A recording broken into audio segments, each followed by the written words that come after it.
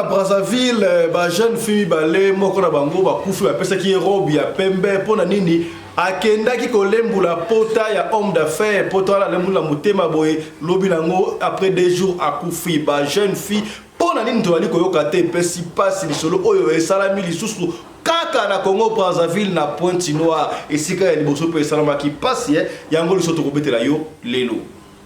Toke de bongo na République démocratique du Congo, précisément na est ya pays na biso to pe na Goma to wa ba côté est wa lobi bande kombingi ba kivusien to ya Goma kuna ba linga ka ko bala ba rwandaise te poso ko bali rwandaise et ça la ka problème. Est-ce que c'est vrai que bande soko moyi na Goma to ba côté est kuna muta bali rwandaise c'est que azali mutu ya province ya Kasai. Qu'est-ce qui ne va pas? Quelle relation a-t-il entre les Kassaïens et la batu ya Rwanda? On ne sait pas ndeko oyo aleli. S'il y a des Congolais à l'Est, oui, il y a des Congolais à l'Est qui épousent les Rwandaises. Excusez-moi, ne le prenez pas mal. Nous sommes en train d'échanger pour que la vérité soit connue. Un Kivussien de souche, ne peut pas épouser une Rwandaise. Parce que sinon, il sera... Je ne sais pas comment on va le considérer dans sa famille. Nous avons grandi comme ça. Parce qu'il existe une animosité ouverte avec le Rwanda. Une animosité millénaire, en fait. Hein? Bien sûr, ça date de longtemps. Okay. Maintenant, nous avons d'autres compatriotes, des Bakongo, des Baluba, qui sont pleins aussi au Kivu. Mais qui aiment bien, c'est eux, surtout les Baluba, c'est eux qui épousent les Tutsis. Vous voyez, c'est eux qui les épousent. S'il y a des mariages là-bas, ce n'est pas les Kivusiens. Si quelqu'un le dit, il dit le Congolais, je vais accepter parce qu'un Moulouba, c'est un Congolais. Mais Kivusien, non. Parce que qui va accepter dans sa famille? Nous avons grandi, dès le bas âge, nous savions que le Rwandais, c'est un ennemi. La guerre de 96, par exemple, moi, je n'avais que 9 ans. Mais moi, j'ai une trace sur la tête. Derrière ma tête, là, j'avais reçu une balle, vous voyez? Et donc, moi, j'ai beaucoup de membres de ma famille qui ont été tués, assassinés. Des chefs coutumiers des villages qui ont été tués. Nous avons tout ça, nous connaissons ça.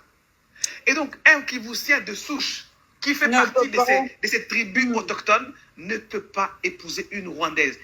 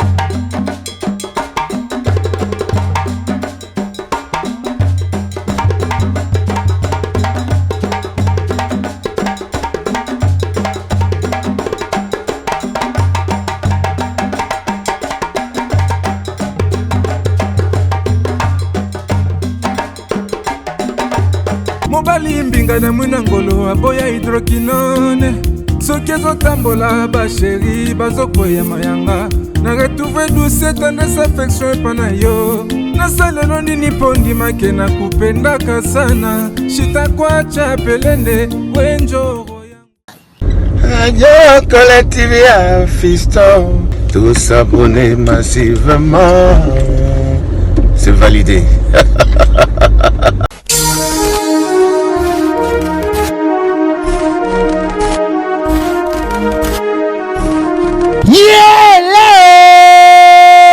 Kinshasa yokela ngai eloko oyodi bino batu bozalaka na posa ya kopase babon moment na babon séjour na bino bopesa confiance na Genesis Hotel po batieli bino bachambre ya qualité oyo eza na baclimatisation ya kitoko bambetu ya somo na banorme international eza mpe na baoreiller de rêve ebongo badouche na bango soki okoti ndeti kaka oza na mikili ya poto soki oza na kati ya Genesis Hotel wifi kutu bosana na yo po kokota internet ndeti kaka oza na Paris po kaka baséjour na bino etikala inoubliable grâce ya Genesis Hotel. Okanisi esili tintin awa na Genesis Hotel acheli bino salle de fête salon Congo pour na ba mariage, ba conférence, ba réunion, pe ba anniversaire de rêve na bino batu nyonso bolingaka kosala ba mariage ya kitoko po na etika la souvenir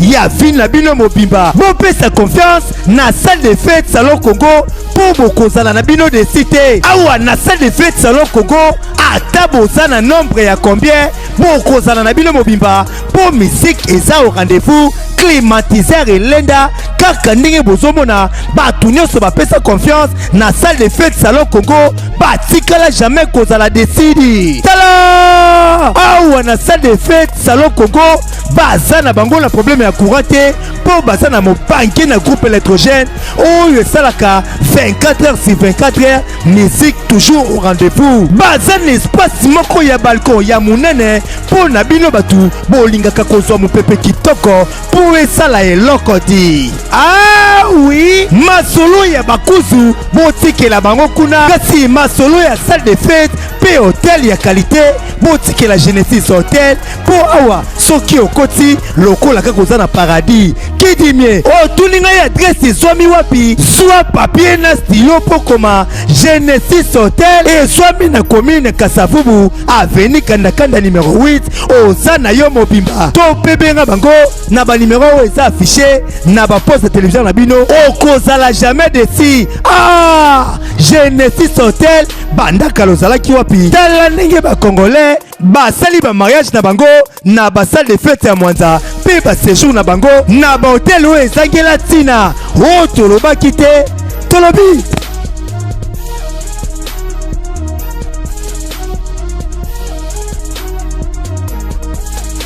Bote la bino bande ko balandi ya radio Loco télévision bisika nyos tu bozwami. Merci na confiance et fidélité bo pesa kana programme oyo radio Loco le masolo et pas to kuta la ka pona ko beta masolo ya makamozali ko le kabongo na communauté na biso africaine en général mingi ya biso batu ya mangala ngai kombo na ngai Fiston Pelende tata ya Sedek ozo na biso ozali na Bujumbura ozali na Goma ozali na Ituri ozali na Maniema ozali na Bukavu wapi siko zali tala émission yo yango na ba chaque fois ya soko côté le liboso yo au aimer vidéo et puis au partager.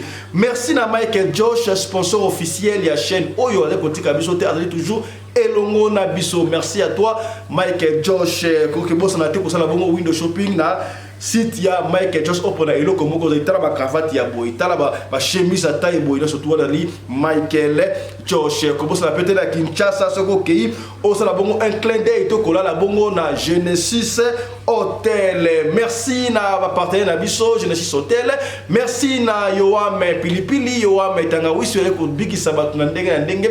Merci pele susu na mama Charlotte Kaputu o za ina posa ya kwa sala visite na Afrique du Sud awa ola na ba guest house ya Toko topé habillement ya bana bino pour être sponsor officiel ya kola tsaba na bino comprendre mama Charlotte Kaputu ndeko anti poison pe ezali bobenga bozo bongo anti poison. On va revenir à long et à large dans émission ya lelo. Voilà. Toko badali boso na makambu oyo esala mabongo na Maniema ONG Nema Foundation ozali bongo na Goma ils sont au four au moulin bande ko na biso ya Maniema baleli papa Fiston lobela biso po awa na Maniema tozana fondation oyo sunga ba personne avec handicap bodi bozali komona na image wana bokomona ba mama bazana makolote bana bazali na makolote bana bali ko bunda bande ko oyo na moyena bango muke bali ko sala nyonso tout pona kaka basunga batonga ba école batonga bloc bazali na moyete ba na besoin ya lisungi yom doté la biso à Londres aux États-Unis aux Afrique du Sud aux partout tala ba fondation ya kosunga yango yo fondation Nema Foundation to ko so bon coordinateur a expliqué biso qu'est-ce qui se passe nango. Mwana mboka Ramasani mbote na yo. Mbote papa Fiston. Le bel sur la fondation Nema et bandi ndenge nini bosala kani na fondation et puis message na bandi bota siko na radio Loco. Fondation fondation NEM ezali fondation eza kosunga bana oyo bazaki ba victime ya polio bazokoka kotanga te pamba te na ba intérieur ya mboka na biso ba école eza musika na ba place oyo bana bavandaka ba mama bazana moya kosala ba formation te moya basunga bana na bango ezate yango fondation NEM ezobunda ndenge ya kotonga centre pour handicapé na province oyo ya Maniema ezaka na centre te. Alors naka wana okuta ba mama bakomi kozala utiliser na ba bandi oyo bazana aider mabe ko utiliser bango sexuellement parce que bazana eloko te bana bavandi bazotanga te ebi gouvernement na biso ndenge simbala ne pesi biso mutu ko su pesi ngai pasi donc ba bandi ba osala ndenge nini ba mama bazana makolo te baza ba handicapé bazoko abuser bango sexuellement comment ça pesi pasi hein. Oui, baza ko abuser bango sexuellement après tango abotisi bango ba abandonner bango bakomo mona wana ke baza ba personne handicapée te akoki kobala ete azoyoka soni batu balo bakiaza mobali ya msilogola wana après ekomi pasi robota azana moya kotangisa mwana wana te abandonner na ye moko ba enfant oyo baza ba handicapé bazotikala bongo moya kende classe ezate aza na vélo te yango nde bazobunda po totonga centre bakoka kozala na place ya kovanda batanga pembeni ya école pe bamama basala baformation tomoni mosala malamu oyo fondation NEM ezali kosala kasi osala radio lokole ezali mokili mobimba awa bapapa ya bwani bapapa ya motema boboto bazalaka basungaka toujours olobi nini sika bozala besoin basala nini mpona bino na fondation NEM epuis bakozwa bino na contact nini na fondation NEM toza vraiment na posa ya lisungi soki ndeko oyo azali touché nzambe a touché pour que akoka kosunga fondation NEM ata na saki ya sima ata na kamwa eloko en tout cas ezali bienvenu soki okoki kozala na motema ya kokomela biso na WhatsApp to kobenga biso na WhatsApp na numero oyo plus 243 97 011 95 66 bandelango okoki kobenga bandelango ezali plus 243 97 011 95 6 95 66 s'il vous plaît. Soki ndeko oyo azali mpona kosunga ndeko oyo okobenga na numero oyo ndeko Ramasani bandela su numero wango numero ezali plus 243 97 011 95 66 onde numero oyo toza nango soki okoki kobenga to okoki kokomela biso na WhatsApp tokoyamba yo. Voilà, merci beaucoup, le message est passé. Likaba Baksazali. Olobi à part Makabolobi, Likaba Baksazali, le pour clôturer la Bible Zali, le Basuka. Lobasuka ezaka ka ndeko nyonso oyebaki situation oyo ezali situation kokomela moto nyonso na vie soit na nzela ya malade vieillesse accident komona te ke bato wana kaka nde baza bongo te okoki kokomela yo okoki kokomela ndeko na yo okoki ozala nde nini soki ozala ndenge ozali lelo ezaka makasi no te me makasi ya Nzambe. Alors oyeba ko ndenge nini babiloko ya boye kosupporter po basalaki lisumu te po bazala bongo mais ezali po na gloire ya Nzambe. Voilà, merci beaucoup de Konema. Yebisa bisitanu audience ya radio lokole kuna Maniema ezali ngini. Radio lokole Maniema kuna sa. En tout cas ezali 5 sur 5 tolandaka bino makasi. Vraiment tolandaka yo bato pe belé balandaka yo yango nde tolingaki to contacter yo pour ba homme d'affaires pe Afrique du Sud bazawana tolingaki pe basunga biso na ndenge balobaka ke basungaka yango nde tosalaki pe message na boss Eric Jenga les jeunes millionnaires Afrique du Sud.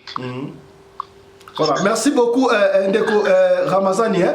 Je crois que le message est passé, mesdames, messieurs, Boyoki. En tout cas, il y a des jeunes Jabba, tout bazo moi mon solo. Bandeko ebele bazala mon solo. Bazala mbongo ya mon solo na yo okobem songa na baba. Na makambo zanga tina. Tala bara mboka oyo. Je vous rappelle que Ndeko Ramazani azaki les États-Unis Chicago alingi azongi na maniema pona asunga ba personne avec handicap. Tala ba bandeko na maniema ba bandi, ba ko utiliser bango sexuellement pour basa ba bandi, basa faible, ba na mbongo tetango kozosemi et comme problème. Yesiko asangisi ba mama wana. Na bana wana personne avec handicap, les bomona ba image les kawana, ba otonga moi centre muke pona ko comme ça ba twana utile na société. Ba ça bango couper couture. Ba ça bango bloquer misale bene pona ba ça la quand même ko se prendre en charge. Alors mutu ya boye bo soutenir yena et puis que ba papa ya boania bazalaka. Ba mama ya boania ba tu ya mayele ba oyo ba na motema boto bo sunga ndeko na biso Ramazani na fondation na ye Neema Foundation benga na numéro apesi wana soki okiango bien te benga sur la radio lokole to ko en contact pour na osona ndeko Neema oye ya ata 10 € ya pamba 10 € à Pamba, 20 €. Imaginez-vous ceux qui ont 10 personnes, bah payer 10 €, 10 €. Bah on a combien? Bah on a 1000 €. Ceux qui 10 personnes, bah payer combien? Ceux qui 100 personnes, bah payer 10 €, bah on a 1000 €. Ceux qui 100 personnes, bah payer 5 €, 5 €. Bah on a $500. Déjà combien de sacs à ciment? Ya teo kana sango. Bah tout bas moi bon solo. Batu bazo en Afrique du Sud boza ebete otanga ba kombote na Europe na États-Unis d'Amérique partout bosunga bandeko oyo ya fondation Neema. Je crois le message est passé. Mettez la charge. Autre chose à présent. Toti kalaka na este ya mboka na biso to que cette fois-ci na Goma to pera ba nord ya este ya mboka na biso et pas wapi conflit ezali makasi ya kosakana te ya tozo mona confusion et salami parce que bandeko na biso mingi bali ko bala ba rwandaise kasi bandeko ya Goma balobi ba Goma tracien batu ya este ba mibali na bango ba utabo mwana uto seria Mobutu ba bandeko bala basi ya ba rwandaise te po bazali poison bazali ba danger permanent. Ce qui au monde muta bali mwasi ya rwandaise c'est que azali mutu wabuta ki na kase pa kase ba partager ba pansani un peu partout wala ngam na lobite zali ndeko ya pesi intervenir ki bongo dialogue na TikTok na concert na biso ya la Lion Télévision que je salue en passant. On est ensemble yoka makambo oyo ndeko so bandeko azali mutu ya este a expliquer vérité ya yo mutu za basa rwandais keba ba rwandais ba utiliser mingi basi na bango pona ba ko contre ba institution ko sala ba bena ko ba mingi te ngamu talobi ya ngote landa interview o la simato mettre bongo lisolo. Suivez. C'est vrai. Madame, je peux vous le dire, la main sur le cœur, et je vous le jure sur la tombe de mon père, s'il y a des Congolais à l'Est, oui, il y a des Congolais à l'Est qui épousent les Rwandaises. Excusez-moi, ne le prenez pas mal. Nous sommes en train d'échanger pour que la vérité soit connue. Un Kivousien de souche, ne peut pas épouser une Rwandaise. Parce que sinon, il sera... Je ne sais pas comment on va le considérer dans sa famille. Nous avons grandi comme ça. Parce qu'il existe une animosité ouverte avec le Rwanda. Une animosité millénaire, en fait. Hein? Bien sûr, ça date de longtemps.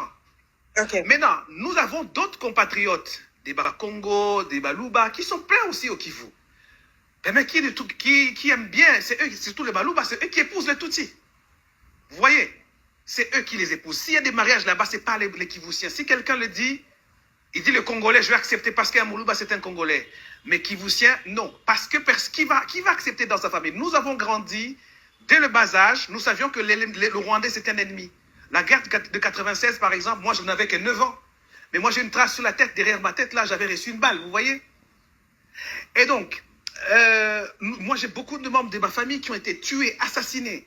Des chefs coutumiers des villages qui ont été tués. Nous avons tout ça, nous connaissons ça. Et donc, un Kivusien de souche, qui fait partie de ces tribus autochtones, ne peut pas épouser une Rwandaise. Quiconque vous dit ça, je note tout simplement qu'il se trompe aussi. Mais je dis, il y a des Congolais qui épousent des Rwandais, et c'est principalement les Baluba. Parce qu'il y a beaucoup de Congolais aussi qui sont là, qui travaillent au Rwanda. Mais il y a aussi une autre problématique. En tout cas, excusez-moi de le retenir assez longtemps. Je veux aussi avoir vraiment de l'éclairage. C'est avec plaisir parce que moi j'ai envie de contribuer à ce que. Merci. Vous avez déjà beaucoup contribué. Vous m'avez vraiment éclairé. Cette histoire des richesses, les carrés miniers. Beaucoup disent que vous êtes aussi en même temps complices, parce que vous aussi, vous vous battez pour avoir des carrés miniers. Il y a aussi des fils du pays, des fils des Kivusiens, qui ont des carrés miniers, vu comment il s'appelle, Mwanga Chouchou, et les autres, il y a des riches Kivusiens qui ont des carrés miniers et qui font tout, qui aiment ce désordre pour préserver leurs carrés miniers. Moi, je pose des questions, hein, aussi brutes, merci. Donc, c'est ce que je veux savoir. Vous-même, vous alimentez cette crise parce que dans les désordres, il y a beaucoup de fils du pays qui ont de l'argent facilement avec les carrés miniers. Quand on dit qu'il y a des fils du coin qui ont des carrés miniers, l'exemple, nous on sait, le plus connu là-bas, c'est Mwanga Chouchou. Oui, c'est Mwanga Chouchou. Il y avait vous pensez que non, Kabila pouvait laisser l'occasion à un Nande, à un Oundé ou à un Nyanga ou bien un Koussou d'avoir un carré minier? Ça n'existe pas. Ça n'existait pas, mais ces Rwandais-là devaient l'assassiner depuis longtemps. Tous ceux qui ont des carrés miniers là-bas, ce sont des Tutsis.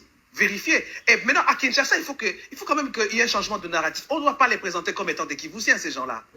Parce que finalement, nous, c'est vrai que nous sommes là, nous n'avons pas de choix aussi que de résister. Même si, de fois, on se sent marginalisé par Kinshasa, on est coincé par Kigali, mais nous n'avons pas d'autre choix. C'est un choix nous n'avons pas d'autre choix que de résister parce que c'est une question de survie. Vous voyez?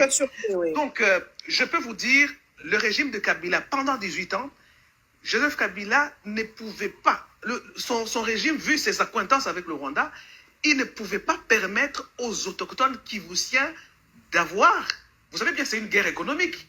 Le Rwanda a exploité cette partie du pays avec la complicité de Kabila. Aujourd'hui, tu sais qu'il dit une grande question, Balka. Les autochtones, non. Mais il y a eu des gens qu'on présente comme des Kivusiens, mais qui ne le sont pas, notamment comme le Mwanga Chouchou. Mais comment nous, ici à Kinshasa, nous pouvons le savoir? Ça sera difficile. Quand on dit quelqu'un est du Kivu, pour moi, comme on n'a pas de pièce d'identité, Balka, tu le sais que ça fait plus de 20 ans qu'on n'a pas de carte de pièce d'identité. Comment moi, Paulette Kimuntu ou Kimpiop, je peux savoir que celui-là n'est pas du Kivu? Je vais vous dire, c'est compliqué pour moi. Si quelqu'un vous dit qu'il est du Kivu, mais les autres fils du pays, c'est compliqué. Je vais vous aider, parce que c'est comme ça que nous aussi, nous nous distinguons là-bas chez nous. Nous avons une panoplie de tribus. Nous avons une panoplie de tribus. Et si je dois me mettre à citer, il y a les Banyanga, les Baoundé, les Bakoussou, les Batembo, les Bareka, les Bazibaziba, les Babembe, les Bafuliro. Il y en a plein. Je ne peux pas terminer à citer ici. Vous comprenez? Si quelqu'un ne fait pas partie de ces tribus autochtones, c'est ça les Wazalendo. C'est pourquoi on donc, nous devons nous promener, nous autres, avec tous les noms de 450 tribus de la République. Non, pardon. Non, je dis tout simplement, il faut sortir. Si quelqu'un vous dit qu'il est du Kivu, et que vous lui dites que vous êtes de quelle tribu, il dit je suis Tutsi. Sortez-les du lot. Non, attendez, Balka, je vous pose la question. Est-ce que existe-t-il des Tutsis congolais ou des Hutus congolais? Il existe des Hutus congolais, mais des Tutsis non. Les Hutus congolais existent. Ça existe. Ça quel nom, les Hutus congolais? Ils s'appellent Hutus ou il y a un autre nom? Les Hutus, bon, vous savez, les Hutus, on les appelle, ce sont les Hutus, On les appelle Hutus simplement. Okay. Oui. Vous savez, en 1885, il y a eu la conférence de Berlin. Et la conférence, après, à l'issue du découpage du Congo, les territoires des Rutshuru. Ok. Les Hutus, ils habitent les territoires des Rutshuru. C'est ça leur territoire d'origine. Ok. Les gens qui habitent là-bas. Il y a une partie. Oui, bon, une partie de Rutshuru. Une partie. Parce que l'autre grande partie est occupée par les Nandés. Les Nandés, ils ont. On va dire que c'est les plus nombreux au Nord Kivu. Alors, ils occupent une grande partie dans le territoire des Rutshuru. Mais la partie nord, la partie sud du territoire, c'est occupé par les Hutus. Ce sont les Hutus qui existent là depuis 1885. Mais les Tutsis, non. Je n'ai aucun intérêt à exclure les gens qui ont le droit sur le pays, parce que c'est pour nous tous. Mais si quelqu'un vous dit qu'il est Tutsi, qu'il est Congolais, bon, ça c'est la politique, hein, surtout avec la constitution de 2006 là, où on a essayé de modifier l'ancienne disposition de la constitution de l'époque de Mobutu. On les a reconnus. Bon, et maintenant ils commencent à bomber les torses. Mais nous, là-bas, nous savons, ils ne font pas partie des autochtones. Ils ne peuvent pas être des Wazalendo, c'est-à-dire autochtones. J'ai compris. Mais j'aimerais bien savoir aujourd'hui, entre Kabila et Tshisekedi, les accointances avec le Rwanda, comment est-ce que vous le sentez? Ça pesait sous Kabila ou sous Tshisekedi? Cette accointance, vous le sentez comment? Je peux dire que, il faut être très sincère et honnête. Du temps de Kabila, c'était encore plus fort. C'est encore plus fort. Oui, parce que je n'ai pas encore vu Tshisekedi nommé au sein de l'armée des officiers rwandais. Kabila ça n'a jamais existé chez nous. Il n'a même là-bas. pas fait de changement, selon vous. Le président n'a pas fait de changement dans l'armée. C'est toujours les mêmes qui étaient sous Kabila qui sont là. Ben oui, hein, ouais. Dans ce qu'on appelle les opérations Sokola 1, 2, tout ça, c'est toujours les mêmes. Hein, on n'a pas changé, quoi. Mais par rapport à l'aspect central de votre question, je trouve que Kabila, il est plus à blâmer par rapport à Tshisekedi parce que dans les FRDC et la police, il a promu des officiers rwandais qu'on a présentés ici comme des Kivusiens. Et nous, Kivusiens, on a été marginalisés, on n'a pas bénéficié des mêmes promotions que les Tutsis, que le Rwandais à l'époque. Bon, maintenant, dans l'ordonnance, on les présentait comme étant des Kivusiens, mais qui ne sont pas des Kivusiens, ces gens-là. En tout cas, beaucoup. Je n'ai pas vu Tshisekedi faire ça.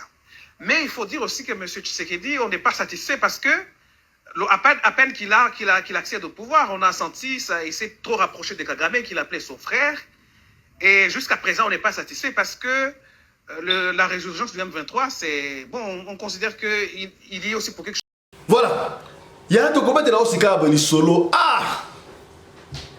Mokili oyo makambu mama kotsa ya mwasha kota ya mbala kota na ebite ba ya basi tokoloba tiboko yoka mukolo ni toloba ndenge nini tongo midi poko toli koloba encore catastrophe encore drame na Congo Brazzaville kaka na Pointe Noire ne makambu. Donc pour tomber à Mabé Sarabingi, papa a su salobagi nini. La Pointe Noire on dirait Lucifer à mettre un peu tout le coup là, na évité. Papa a su salobagi nini. Sodome Gomo on dirait que la Congo Brazzaville hein. Tu dis qu'on peut aller solo awa oyo ndeko mwasi akufaki na robe ya rouge. Après Komelisa Niao Libele akufaki. Yaya lisolo bendaka lisolo. Lisolo zo to beti oyo ewuti na Sénégal. Bande kwa Sénégal, Vicky Mabonzo, mbote na yo. Bande kwa Sénégal batomboki ya mama solo oh et comme concurrence ya bande kwa Angola batomboka États-Unis zui Bundesliga bisikobe Sénégal a koti makambu oh bande kwa Sénégal. Bino mona tata Sedek, ma solo comme la ewuti pe Sénégal en tout cas de cœur. Nous sommes de cœur avec bande kwa Sénégal. Vicky Mabonzo, on est ensemble toujours présent. Vicky manifeste toi, Vicky Mabonzo, tu veux comprendre, voilà. Mais Vicky m'a dit solo te, ndé comme ça na Sénégal, bande kwa Sénégal ba koti ma solo oyo. Ndé ka pesi solo oyo za Sénégal, peut pas fister wana za na Brazzaville. Yoka li solo oyo, kaka ndeko beta li solo ya fier fouke na lamba rouge, oh siko ya pembe. Il y avait deux jeunes filles, kaka ba ya basi.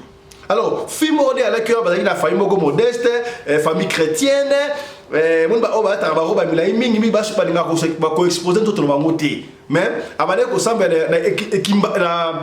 na nzambe malamu to nzambe malamu so ko église mo chrétienne ndengwana jeune fille on a dit chaque fois ba kitamba na mutu donc ata ba robe mo descente ba jupe donc descente mais muninga na ye azaba sexy girl ba petite android yango ke ndaka bongo ndenge nini ceux qui moninga no asala ba simple azala tout la camarade petit android et que ndaka de ndengwana éviter pour nini moninga no ata ba mini jeep ba jean et kangarado ye pena de petit android au sakati mais pile masala ye mutaba church air mo répétition kaka ndenge zalaka siko moi trobenga ye mwana malamu mwana kitambala mwana kitambala zali na mwana ba jipa mikuse pour vous comprendre fia ba kitambala na fia ba jipa mikuse pour vous comprendre parce que le solo o habito tanga comboter so fonctionner en ndengwana est-ce comprendre voilà siko fia kitambala ye mama la bango ateka ba mbisa okauka na wenzemoko songo na Pointe Noire ba yebi ba so makamsa okauka partout siko tout le monde mama kendaka avant si vous avez la cabongi baleki na ye ba ke classe a comme musala nda uka des akala si ça qui répétition donc yes na vimo modeste muninga na eta mutuba kata bref ya un jour ba pire masana ya ba ke na rappelle la parle ba fandi ba sole ko so ko jour moko boye muninga na taila ba so mambisi so mbisa mai so pia uka so peni ba mbisi ka ke na winti ai pa muninga ne oya kitambala ya to beta pe tour moi kala lelo faut que tikanga na le kapel na wenza somba mbisi et pas ya mama o somba mbisi pas mama mais kende mama pa ebi oza mwana iso ke a rotelo matabisi te ngana nika yo sala to profiter to tamona mamu to mona moi kala bon ça va le kamuté a bongisi pe baleki na ba ke classe kala ça a kombinda quoi a bongisi bien bakei pe na wenze pe maman tika kaba somi pe mbise koso na retour na bango ezalaka na retour yaya ba ozonga boye ba moni jeep moko ya Mercedes ya bien bino olinga mbala bien yaya ke bala bien za kaneni yo je me suis osé débat en direct télévision mais ça mo bala bien azalaka ndenge nini douceur to mbongo to tendresse to romantique est-ce que okomi tokendaka ndenge wana mbote na yo Nathalie Wanga mitonga na Brooklyn na moni yo na Mélanie wana bita ba base ya radio Lokoye kota Brooklyn na Mada City comprendre na de longues jambes Titina comprendre Titina de longues jambes Titina Luzitu on est ensemble voilà kendaka ndenge wana Nathalie mitonga mwasi ya pembe ngungi wuti musika c'est que bien on comprendre voilà. Comment les filles, comment vous allez, même dialogue et ça la marara, vous allez très bien, oui, très bien, bon, comment vous allez à Sepeli, oh, na Sepeli, na yo, voilà ce que tonto oyo, il y a Mercedes ou dans Sepeli, la plus ma casse surtout ne quoi qui t'en parle à Sepeli, ya, ce que t'as dit bazala qui, camarade né Android ou très sexy. Donc donc moi si bonzenga beauté pe kotoyo sexy do na mini jeep na ki toko ça ne so pas ba mbale ta o tika ba jiba ba milaila kitambala azaki na beauté naturelle penda mais siko o mninga la tika make up aleki na beauté donc au côté la outu yete mais mutu wana ye asepelika la fille kitambala ya batu wana balandaka beauté te balandaka étoile est-ce que komi to te ya yo te mais to peigné yo oza émission évangile te amen te auto fungula mon esprit est-ce que komi telanga ba j'aime ya telanga ba j'aime to umela mingi te mbangu pour comprendre micro émission mbangu ba 30-40 minutes kaka pour comprendre titre ozonga notre voilà kendaka ndenge wana Michael George. J'ai confiance, on est ensemble. Comprendre? Bandeko ya Group Gold Radio Lokoye, bozo yo karaté. Group Gold Radio Lokoye, vous comprendre? C'est que bien, on est ensemble. Na ma chouchou, mbote na yo, na Mada City. Femme oya sa peinture. Basa maïle basali, Mama Titi Shuna. Mbote na yo. Voilà. Tikala pesa mbote et païa. Mirose Moulanga. La première dame de Cape Town, Mirose Moulanga, comprendre? Joie Libanga Yangoala, c'est que bien. On a s'appelé Nayo et qu'on soit bouki wapi, n'a de autre faire quelque part, ça va la getika binoa. Bakoti. Tant bakoti, ya koti liboso, mtakitamba koti liboso, camarade na koti na sima, masono la kati, bosala ka nini, bosala ka boye, ça va, s'appelle la blanc, tout quoi, s'appelle la blanc, conso, tant bakomi na quartier, bref, à 200 000 francs. Je me rappelle pas bon France CFA mais sur le $, je sais pas mais France CFA je crois pas 200 000 francs CFA et conso à pesi bango a sepeli mingi na oyo alati kitambala mwana malamu oyo qui super balé ki naye est-ce que hôtel ngata est bango boyi ngara homme d'affaires siège na ngasa la Londres ya yo était yo na saka na Londres mais na ka mingi Pointe-Noire na que Brazzaville et puis na ke na rappel Cotonou na ke na ba pays mingi Afrique ya ba Sénégal et consort na c'est pas en tout cas na yo est-ce que au quoi hôtel nga lobité na hôtel songola pesi bango hôtel moko de la Pirasse yé pas ndimi na bo ça va promet à te bazu 200 000 et ba tangu ba kiti ba kaboli 100 000 fille à kitambala 100 000 fille à ba minage JP 100 000 après ça on appelle business cadre de visite cadre de hôtel na ernini na 19 na 11h t na 12h voilà na 12h 12h 11h to 12h comme ça tabaki yo ka petit Android au moins des chances ya oza chance na yo na no probabilité tala mbala mbongo yo mba mako donc vie tam su ngape la simana na kozoma camarade na yeto bongo ya vie ngoyo siko fia kitambala na kati na ye azaki ne a se plague na pendati aibo safa je vais voir lobi yango tanga koki derrière na butu fia mini jeep abengi fia kitambala nangani est lobi na 11 ans pena okende est na ko ketika yo te ngana sa talibana peut taper la camarade na itaka ba homme d'affaires azaka na Londres ya to ba lokele Londres pa pamba Brazzaville Cotonou tout ta bola Afrique pa pamba ya kabadi ko kuka na te n'événement ya yo poza ka ndengona ba jeune fait petit Android bino mona batata batu oyebi tata ma kenda wapi ya landa diso amem tatina ba jeune sikoyo camarade sikoyo epesi moi mutu ko so abia na batongo sikoyo abino camarade on dirait ngala okenanga souté ngala okenanga souté donc na sepel nga plate na sama busy quoi na musala na busy fra comme la bana mona musala sala na 12h so peut 13h ba 11h ba 12h en tout cas et simba en tout cas na habité na osane mais je vais voir atiki na indi ngwana yaya camarade oya mini jupe wana bi tala camarade oyuma yo ba pesi mutambo nga pesi so ya sali kutelo côté to aussi ba 100 000 francs CFA kaka boy jamais yéta mon camarade ese ni wana le 9h du matin à beti ba beauté jini penado ya taille basse makambutu mon koto penado kwai o bana ba kwai a beti beauté a beti penado kabelo te penado o penado moi si penado nzamba kila à quel hôtel ou à la réception pour appeler on a numéro de chambre la réception à côté de la réception ça va na oluka monsieur tel monsieur tel ba bengi payer monsieur tel fi mokaza awa azoluka yo fi azoluka yo bo ba disayi amati tanga mati siko atali be akuta nti kona fi ya mini jeep abi comment tu vas mais na bana ko zelande camarade na yo ya bakitambala no yo ndo ye ote camarade nanga abia na tenter premier te toka ba camarade ngala toka butu moko te abi comme ça ngana ya pona na fandisa yo na s'occuper na yo et consort bon ça va y a pas de problème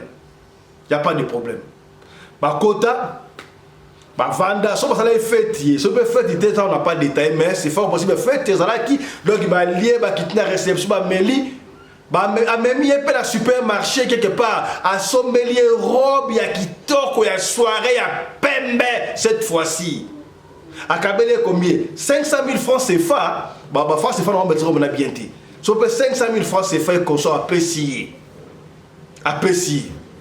OK est-ce que ça va tokutana dans 4 jours oya to soda kwa to na moni pe na sa yo na négliger que maintenant on que yo pour ça na au mystère ça bien quoi ça va de kamuté akei camarade ma akei abeteli pe pasta na pe li solo te a pas bon a pesa qui est a somela que Europe a cela que na combien de 1000 francs CFA so pe 5000 francs CFA ba bon moi ndenge wana enveloppe a kaki a pesi yango c'est ma oya yo a pas bon a pesi sous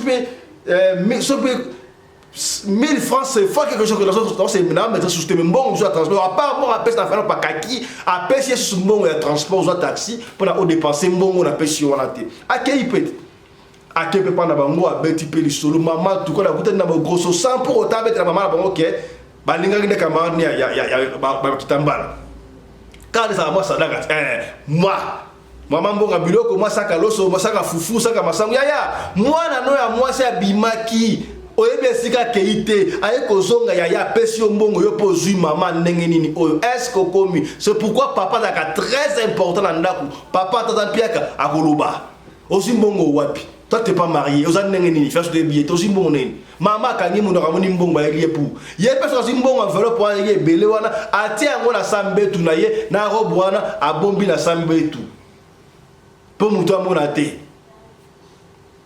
a betere pe camarade de police te camarade on appelle o yepe ndenge wana pour ça va tiki na ye atuna peut-être les kala ngo ba jouer les kala ngo bref do ba solaka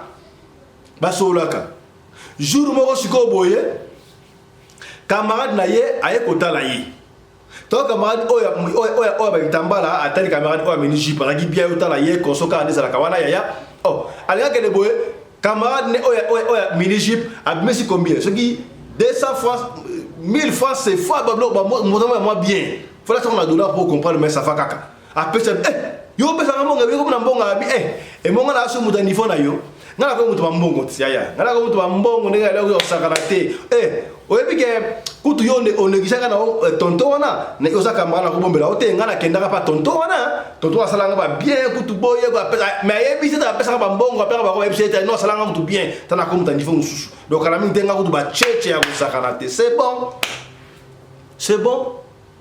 sikoyo abenga ki après 4 jours ko solo wa ndenge wala ale fi wana pa ebi de l'hôtel ebi de chambre oyo tonto wana zalaka akenda siko pa tonto wana jour abenga ki wana kei tanga komi pe ba fandi e konso ale tonto wana ebi c'est vérité bon moninga na ali awa nga zalanga homme d'affaires voilà la raison secret mo besoin dépendant que de toi donc na mono on a besoin na mbongo mais mbongo ngala ko pe occasion ozana mbongo na ko pe mbongo ne ostolingi mais condition ya moko ma chérie condition inango kati ça ni chérie nanga condition so pesa nga banana yo na kotinga mayo tina suka molongo na kotinga mayo tina suka molongo yaya otinga ma muto bi origine na été bi mo tinga marabatu est-ce que komi tonto azala ba cheche na ye amona ma quelque quatre bianza ona tinga mayo na china yaya ba china a muto so tese komi ba ya basi do so la pembe est-ce que comprendre linga bolingo ya solo ya mbongo okosuka mabe mikolo ba témoignage ya kafu na radio lokole osana témoignage bomba poani yaka na mbongo to beta pas de babika est-ce que comprendre c'est que bien voilà tonto wana ebisiye no na pota moko awa afungoli siko ba buto awa pota ezana mutema na ye awa pota ngala poma ezana forma mutema yaya bato ebele bazaka na pota musuna likolosi la raté musuna jino yaya comment ça na pota yo pota mbesi la raté nini est-ce que combien to finga muto to beta gali so ndenge ya pesi biso omoni pota nga oyo soka olembo linga pota oyo olembo ni pota oyo prome ya tena opio so pe 100 000 fois c'est pas so mbongo ebele. Et si dans la lembo le ka pote si ndenge on pesa ngambo ngebele ya premier ate bo ça va premier zati ba fi yango banga rapete so ba bien pota yo lembo la mutu pota ndenge nini ata na TV normal pe na taba linga holocaust ya mbongo ya okoko mate esprit ça la tête ata yo moko ba fi ya mikolo yo ba petit android ba ya basi epi ka lembula pena mutema ya papa wana lembula mutema tonto wana pota lembule silale mbongo pe pian mbongo ebele so ba combien de 1000 francs c'est fana ebité doki et ko ataba 30 000 dollars tena so combien so combien mbongo ebele et si lui on peut faire de salamarité ba mbake ya ki tango kaka azongi na ndako na bango quelque temps après à partir ba butu je crois abandon comme nous connaît bien té donc nous autres on a 4 on dirait kilo donc on dirait c'est comme si bien té oh bon mais s'entend à son qui après ça il maman va moi 4 bien ça quand c'est la kawana tant comme il lobby nango moi na pena donc nous autres bien té nous autres on a pena bien té yaya oh maman la soka pena bien té la soka na kata tout nanga on dirait kolemba on dirait libanga bien penaté nous n'aurons pas peut-être na bien té. Quel hôpital boy simbité, qu'est-ce qui ne va pas? Si nous connaissons bandi kopola dans la carte ya nzoto bandi kopola mais sans le savoir, on va na mutubo osoyo ka solo ya kopola ya combien de babe msaka solo ya kopola peut-être yemo ka koyoka ngote mais bino ndo bozoyo ka ngo ya aliaki ni tuna mwana aliaki nini akendaki wapi ezalaki nini parce que ba mama ba secret ba ya basike ba papa ba fungula misto sur la pembe. Sur la pembe pour l'obito ko yena bino batindi vidéo moko bitota la yango ndeko moko na yebi ça à Londres c'est la Belgique to wat aliga ni boa kapo moi si ko nyoko ki cimetière ya benga ngoni ya panthère tondi kuna ba AVC ya bana mibali ya to kozonga na lisolo to kobeta lisolo pona ko nuti me pona ko penyeka ko comprendre cousin des États-Unis image komagi to vous étudier to kobeta lisolo nango ya pas de souci. Si vous avez comme grave, et comme grave au sakanate, tant qu'à côté hôpital, mon ninga d'ailleurs, ya kitambala, oyo, ba mona ki ke yefo ya, aye ko lukaye, camarade nini, et le que se passe, en tout cas, na so yoko sur la kopola, yemo zo ka moté. C'est le pola, camarade, talanga iboui, talanga jouan, abetelier nyoso, talanga tuboui, abetelier camarade, n'a pas bien pota. Bana msubeko ka sonne, sa maman, si camarade, pas la camarade intime. La limbo la hipota, la bande go kabou. Ça déboyé, ça va t'arriver si camarade ne wana, et où me la yikouté. Quelque temps après, à Koufi. Ndeko mwasi wana akufi kuto esa kieta apesa ki kuna roba pembe e konso na enveloppe mbongo kaki na le kula sima enveloppe monte et ça bongo na se ya mbetu eza na se ya mbetu camarade wana oya kitambala ayebisi ba para camarade ne auto kufa tala yebisi ngaboy tala kuto na mutu ngutu boy alinga kande ngai na saka na ko ke tala mona na ngao eza inutile. Namona na ngango inutile mona kenda na ngate mais ye a défensa ki ngai akenda utu rendez-vous avec sur 11 sur 12 heures ya kenda kuna 9 pas ye bela vision pour ba zo ta musu ba zo ra ye on n'avait pas le choix ba jouer bembe ba tena morgue ba kei effectivement ba vérifier na se ya mbetu ba moni enveloppe akaki wana ba moni na robe wana bene ya bien ya pembe ba fungola enveloppe akaki tala mbongo ba France CFA kaka ndenge zaki na oya robe rouge o pe na kati enveloppe ya batika tout message na kati kuna olimbisa ngai ezangai te donc ngai pe na awa na ka mutu batindinga na batindinga na osaka mission robe oyo eza robe okundela yo mbongo oyo eza mbongo oyo bakokundela yo eza faute na ngai te donc na sala mon intention na ngai te mais nga batindaki ngai kaka na ya kosala mission mais le kambute soko tokokutana na monde oyo koya tango ya awa tokokutana tosala na dibala ya solo tala makambo ya histoire vraie ça imo na Pointe Noire ya bande ko buto yo kaka Pointe Noire ko yo ka mokolo nini bande ko Pointe Congo Brazzaville mbote na bino ba ya basi to yo kako to beti solo pour la sentiment to beti solo pour la compagnie oye makambo salamaka bakunda ngala ko bona beti bo mo bino wotangira trende ngwa ki ba bino kunde na robo wana na mbongo wana bosa nini na ebiso za kidemo basali ke boso mbongo to mususu to nini bakunda ba na mbongo wana kaka pena robo ba kunda ndi ngona pani bo boye robo wana te bolu kwa moyo mususu kunda mbongo mususu kaka na mbongo wana na robo ba kundie pe nango o montre bo facilité esprit mususu wana est ba peneki ba ngote et peut si passe ya ndeko wana akufaki ba boy tanga kombo na ye tan kombo na été ya moto pesi kombo ba petite ya moi ndeko ya mini jeep azina beauté moko impossible lokola ba sopela ka miliki ya ngoyo beauté na osana ngo ebele wana osala na ngoni o profita na beauté de rabotu mbongo metango o za mbongo ya bato oyebi le bolo olingela yo tala ndeko akufi linga mutu na amour sincère est-ce que okomi o to lo bakite tolobi lisolo oyo esuki awa ete ya bino ya ete ya yo mama Eminem Mboma na Belgique ya papa Richard Watuzola prophète mbote na bino tosuki awa voilà ekendaka ndingo wana to boss na tela ya lelo na ba 17h ya Kinshasa na 17h ya Kinshasa tokoyamba bongo en fait tokoyamba te mais apôtre Moïse Kasongo akoleka pona prophétie na ye awa na chaîne na biso toya ebele toya tobenga to sukisa makamno sotu wana benga aloba asambela meko ya te pona prophétie mais yaka pona toyoka iloba ya nzambe est-ce que vous comprenez prophète Kasongo akoleka lelo na ba 17h heure ya Kinshasa je crois France Belgique ba heure voilà Kinshasa mais en Afrique du Sud vous la bongo 18h juste autre loba kité tolobi voilà merci na Chris Larise Pelende réalisateur de l'émission Oyo et assistante na Winnie Larise Pelende. Merci na Claudine Larise Pelende, on a script la fille à papa, très intelligente. Nous sommes tous sur la coordination, il y a Mamarina Umbi Larise Pelende, la femme à la taille d'une tige spaghetti, ni courbure ni virage. Voilà, coordinatrice de la chaîne Oyo. La femme à la compresseur, qui n'a rien de moi à comprendre, du coup, n'a pas jalousie, tout n'a rien de moi à comprendre, c'est que bien. Allez, portez-vous bien. Santé d'affaires à tous. Chap chap. Et tchara.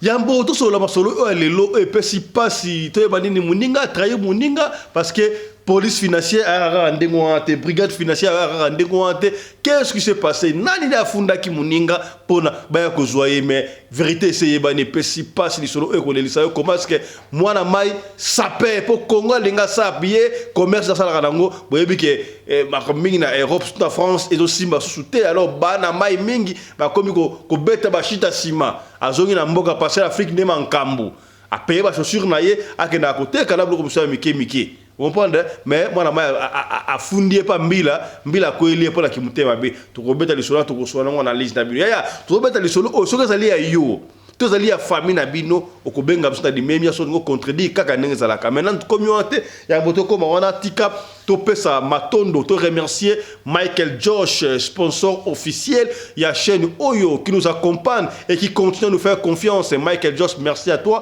merci à vous aussi kozali wana. Alors to senga bino le ko moko bandeko ko na site na website ya Michael Joyce au côté kuna oponi article ya soki net na Afrique na Afrique boyi sikoyo winter ngebana Vous comprenez? C'est en Afrique, boye, et on est banda, Sam n'est banda en Afrique. Pour ce moment, on a oyo, les t-shirt boye, toi là, ti boye, bat polo oyo, il y a Michael Josh, au sentir kilo, pendant que polo, pendant boye, mutandimi. Mais en Europe, si ka boye Mali le banda. Donc, kuna ba rivage ezali, ba veste pene à solo, ba jaquette pene à solo pour na winter. Winter, c'est quoi? Hiver, na Europe, na Amérique, na Océanie, et bali, il y a beaucoup de kuna, na site pour na commander quelque chose. Ya, tout supporter Griffia Wanamboka ko.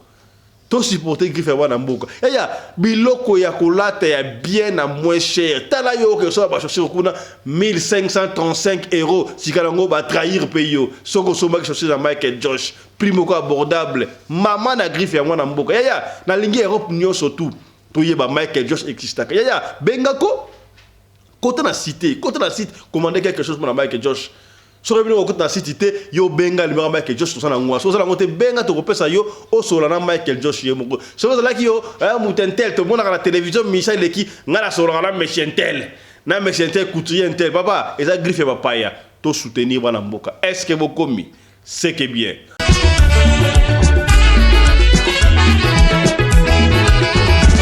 Hi everyone, I'd like to welcome you to the Face Awards ceremony happening in Durban on the 18th of November, 6 p.m. at the Harbour Centre. Be there or be told. I would like to welcome everyone from Cape Town, Joburg, everywhere around South Africa. You are all welcome. We'll be returning awards and certificates to the best people that have been doing their great jobs in 2023. There will be a lot of surprises. The best award 2023 avec Apporte Kitenge.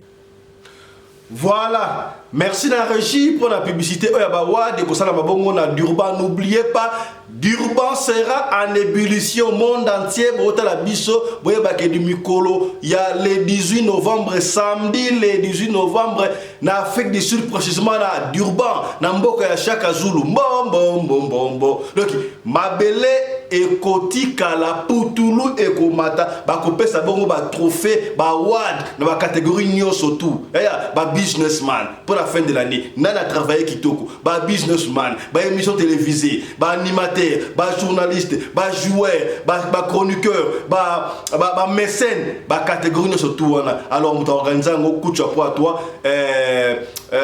Glody Kitenge, on t'encourage. Courage à toi. Courage à toi, Glody Kitenge, na ba partenaire na union so wa tika to pesa mbote na batu oyo ba soutenir œuvre oyo ba yeko soutenir pona esa la mandengo wa to ba yango ya yo mbongo na Alexa ngwana makambo sana tina tala batu ya mbongo ba soutenir ke award oyo ndeko Glody Kitenge organiser et que de kitoko mingi mbote na yo on sera ensemble Yannick Kini ya Rombox combien l'homme qui connaît les dollars et le dollar les connaît Yannick Kini ya Rombox je valide comprendre c'est que bien mbote na Yannick Kini ya Mike Ndembo mozu ya pasi Mike Ndembo mozu ya pasi mbote na yo sikozali wana ngando crocodile je valide mbote na yo sikozali wana président Philippe Zamalek on est ensemble Fondé Kazadi au consentir c'est que bien Fondé Kazadi la ligne na sentir on est ensemble na bosani yote Fondé Kazadi Babi 3 to banini Babi 3 Baby 3 to nini 3 fois maître Babi 3 fois maître maître 3 fois. Yo ça va maître parce que 3 fois. Vous comprenez? C'est que bien. 3 fois maître. Tout écouter la calamité. Ou mais là, aux âmes mystiques. MK Force. J'ai confiance au sentir. Voilà. Pour Mboka na Mboka na ba continent. MK Force, on est ensemble. Cacho Mondo. Mongo pardon. Cacho Mongo. Vous comprenez? Voilà. Voilà ba prêtre au ba simple d'Urban. Vous comprenez? To kozala bango na wadu wala doki mutia mbonga muninga na yote. Alors je reprends encore pour la meilleure compréhension, la meilleure audition. Voilà. Yannick Kini ya Rombox prêtre à Kosakarate. Mike Ndembo mozu ya pasi. Mozu ya pasi baka pasi ya baninga. Mike au sentir yeba pasi ya baninga mozu ya pasi Mike Ndembo on est ensemble. Ngando crocodile contre la Ngando au sentir. Voilà. Président Philippe Zamalek, voilà, président Philippe. Nayoki Sangwa, c'est que bien. Tata Sedek, Azokuya Siko, président Philippe.